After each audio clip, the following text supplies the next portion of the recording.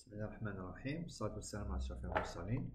Maintenant, nous allons voir la troisième partie, donc la partie qui concerne à comparer, bien à justifier l'utilisation de 4 réacteurs. Donc, on commence par rappeler l'énoncé du problème. Donc, on avait une série de 4 réacteurs de différents volumes avec un débit constant pour les 4 réacteurs. Nous avons une réaction de type A donne produit avec un ordre global de 2,5 et un constant de vitesse de 0,00625.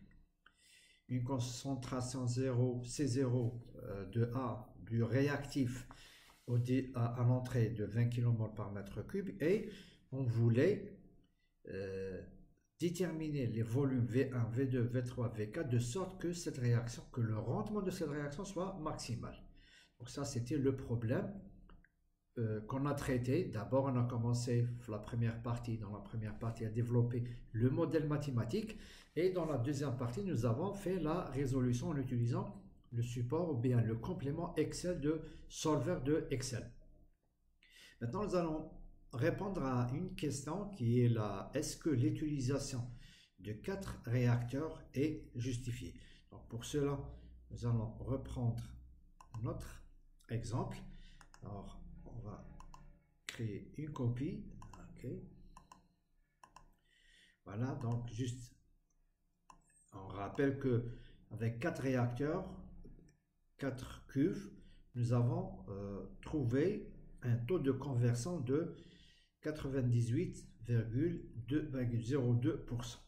Maintenant, ce que nous allons faire, c'est tout simplement enlever tout ce qui est réacteur, tout ce qui est, on va garder, nous allons garder que V1, juste V1. Donc là, on va essayer de lui donner une autre couleur. Donc ça, c'est pareil pour ça. Nous allons les enlever et on va laisser que C0. Alors, comment on va faire? Tout simplement, on peut laisser les choses telles qu'elles sont, juste travailler avec F1.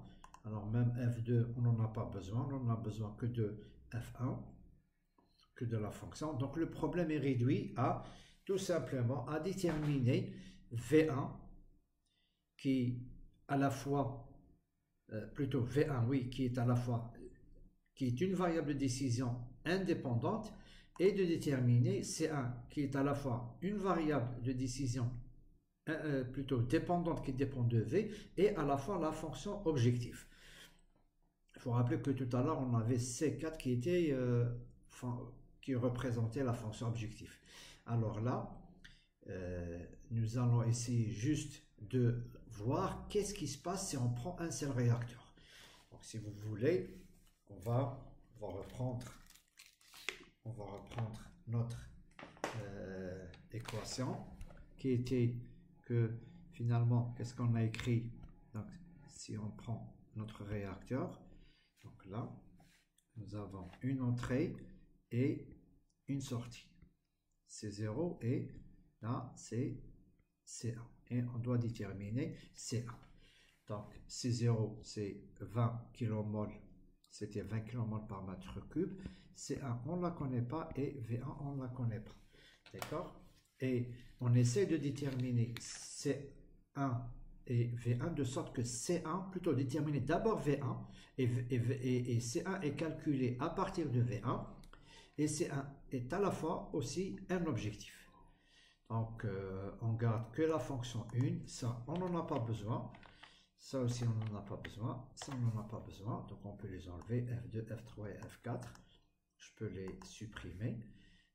Pareil pour V2, V3 et V4. Je peux les supprimer. Voilà, je vais juste... non, je vais les supprimer. Pareil pour C2, C3 et C4. Je vais aussi les supprimer et ne laisser que ça. D'accord? Donc là, on va prendre comme étant une référence, plutôt comme... voilà, c'est C1 qu'on va calculer.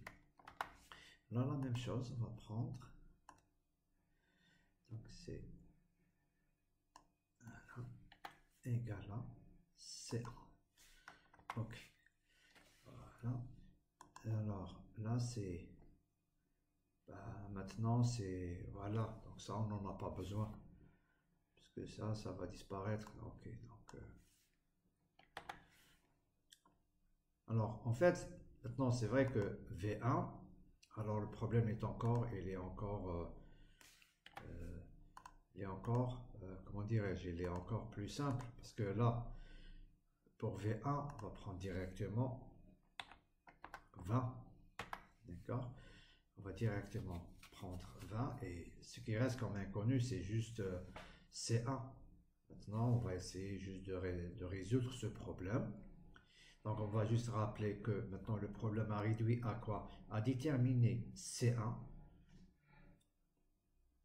pour qu'elle soit maximale. Ben, on va voir avec C1 qu'est-ce qu'on va trouver ou bien combien on va trouver. Alors, données. Solver. Alors, notre objectif maintenant, c'est quoi? Notre objectif, c'est toujours ça. Donc là, je vais fermer. Je vais d'abord voir qu'est-ce que j'ai mis. Voilà, là, donc il doit être maximal. OK. Donc, B13 doit être maximal. Pour cela, je n'ai que C1, parce qu'en fait, V2 reste constante. Alors là, je vais supprimer, je vais tout supprimer, supprimer et supprimer tout ça. Et là, qu'est-ce que je vais prendre? Bah, tout simplement, je vais prendre F1 qui doit être égal à 0. OK. Donc voilà, le problème est réduit à déterminer V1 pour que C1 soit maximal et je vais résoudre. OK. Et voilà. Alors donc, si je prends un seul réacteur, donc là, je vais avoir C1 qui sera égal à 1,5 et le taux de conversion, mon taux de conversion est de 92%. Si je compare avec le taux de conversion pour une série de 4 réacteurs, on voit que le taux est plus important.